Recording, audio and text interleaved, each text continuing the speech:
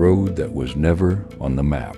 Deep in the mountains of West Virginia, there was an old road known as Blackwood Road. The strange thing was, locals never said its name out loud. If a stranger asked, "Where is Blackwood Road?" people would either change the subject or pretend they hadn't heard the question.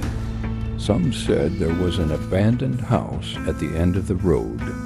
Others claimed there was nothing there at all. But everyone agreed on one thing: never drive down Blackwood Road after dark. It was a cold October evening in 2025. 29-year-old Jack Miller was a popular YouTuber known for exploring America's most haunted and mysterious locations. Millions of people watched his videos. Jack never believed in ghosts. To him, every paranormal story had a logical explanation. So when he heard about Blackwood Road, he immediately decided to investigate it. He planned to spend the entire night there, alone, with cameras recording everything. At 7 p.m., Jack arrived in a small mountain town near the road. The town looked frozen in time. Old wooden buildings, empty streets, a single gas station glowing beneath flickering lights. Jack stopped to fill up his tank. The old man behind the counter stared at him for several seconds. Then he asked, "You're not from around here, are you?" Jack smiled. "No, I'm a YouTuber." The old man nodded slowly. "Where are you headed?" "Blackwood Road." The man's expression changed instantly. The smile vanished. For a moment, neither of them spoke. Then the old man leaned forward, his voice barely above a whisper. "If something calls your name tonight," he paused. "Don't answer." Jack laughed. "You actually believe those stories?" The old man looked past him through the window into the dark forest. Then he quietly replied, "I don't believe them." Another pause. "I heard them." At 9 p.m., Jack turned onto Blackwood Road. The forest swallowed him almost immediately. Massive trees crowded both sides of the road. Their branches twisted together overhead like skeletal fingers. His headlights seemed weaker here. The darkness felt thicker, heavier, almost alive. There were no insects, no birds, no wind, nothing, just silence. A silence so complete it felt unnatural. Jack began recording. "What's up, everyone? I'm officially on Blackwood Road. Honestly, this place doesn't seem very scary so far. Looks like another internet ghost story." At that exact moment, Jack frowned. He switched the radio off. The sound continued. His stomach tightened. The radio was off, but the static remained. It seemed to be coming from somewhere inside the vehicle. Then the noise slowly changed. The static became whispers, faint, broken, impossible to understand, until suddenly a single word emerged. "Jack." His hands froze on the steering wheel. He glanced into the rearview mirror. Nothing. The back seat was empty. The whisper came again, closer this time. "Jack." Like someone sitting directly behind him. Jack slammed on the brakes. His heart raced. He searched the entire vehicle, the trunk, the back seats, under the seats. Nothing. No one. "Okay," he muttered. "Radio interference. That's all." Even though he didn't believe his own explanation, he continued driving. The deeper he went, the stranger things became. His GPS lost signal. Then his phone lost signal. Then something even stranger happened. The clock on his dashboard stopped moving. 9:17 p.m. The seconds no longer changed. The minute never advanced. Time itself seemed frozen. After another 30 minutes of driving, at least what felt like 30 minutes, Jack saw a house, standing alone at the end of the road, hidden among the trees, waiting. The structure looked ancient.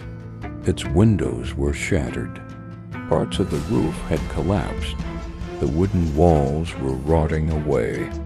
Yet one thing immediately caught his attention. A warm yellow light glowed inside. Jack stared. That wasn't possible. Every local claimed the house had been abandoned for decades. There were no power lines, no generators, nothing. Yet someone had turned on a light. Excitement replaced fear. This was exactly the kind of mystery his audience loved. He grabbed his camera and approached the front door. The old wooden door stood slightly open, as if someone had entered moments earlier or left. Jack pushed it gently. Cree-ee-ee-eek. The door slowly swung inward. The moment he stepped inside, the temperature dropped.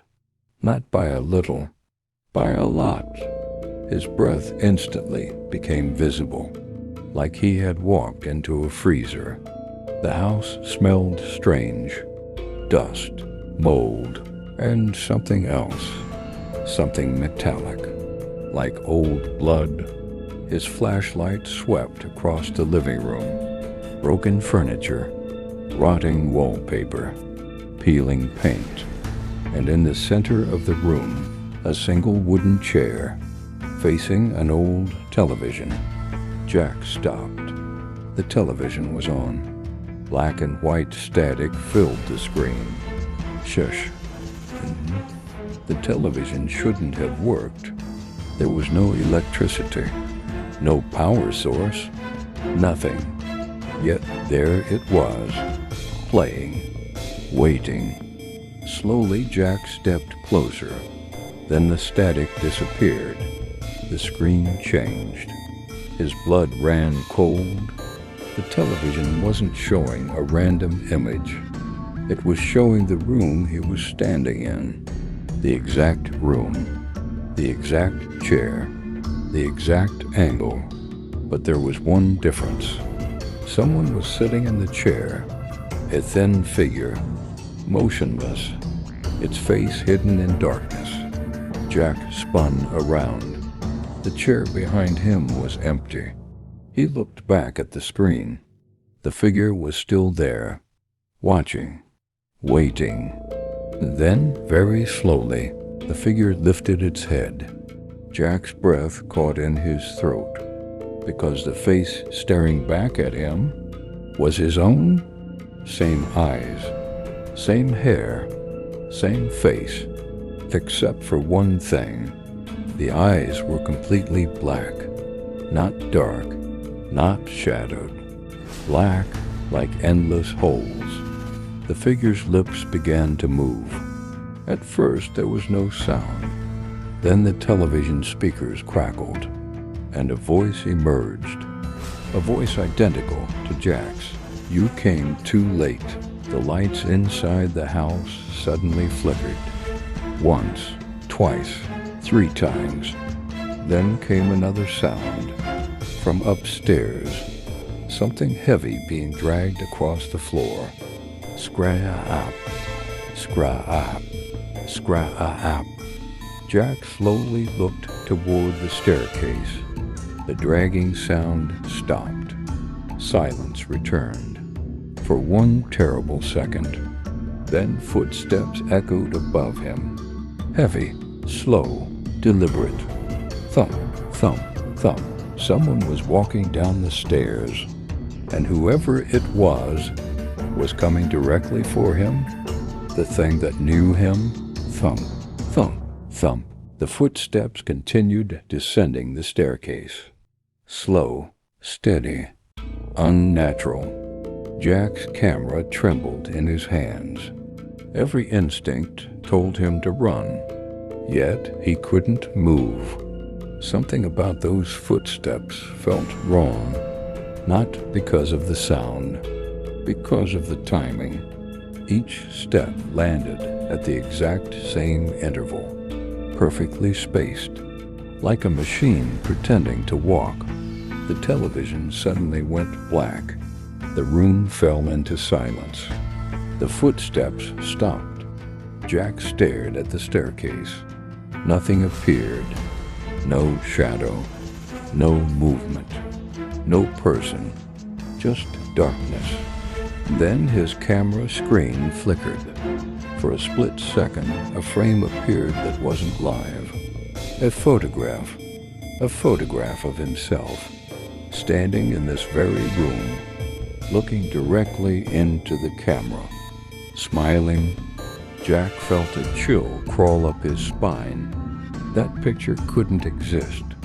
He had never been here before. The image vanished.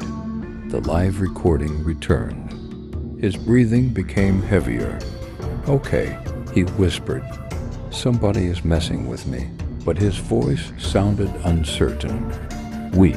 Even he didn't believe it. He pointed his flashlight toward the stairs and slowly began climbing. Each step groaned beneath his weight. The second floor looked even older than the first.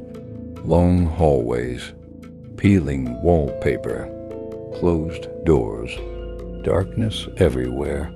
Then he noticed something strange. At the end of the hallway hung dozens of photographs, hundreds maybe, pinned to the wall. Jack moved closer. His flashlight illuminated the first picture. His heart nearly stopped. It was him, at age 10, standing beside his childhood bicycle. The next picture, him at 16, his first car. The next, his college graduation. The next, his first YouTube video. The next, his apartment, his dog, his mother, his entire life. Every photograph showed moments nobody should have access to. Private moments. Moments never uploaded online. Moments nobody else had witnessed. Jack backed away. A pressure began building inside his chest. Panic. Real panic. Then he saw the final photograph. The newest one. The picture had been taken only minutes ago. It showed him standing downstairs in front of the television, looking at the screen. Someone had taken that picture while he was in the room. Jack spun around. The hallway was empty, but suddenly he heard breathing, very close, right behind him. He turned instantly. Nothing. The breathing continued.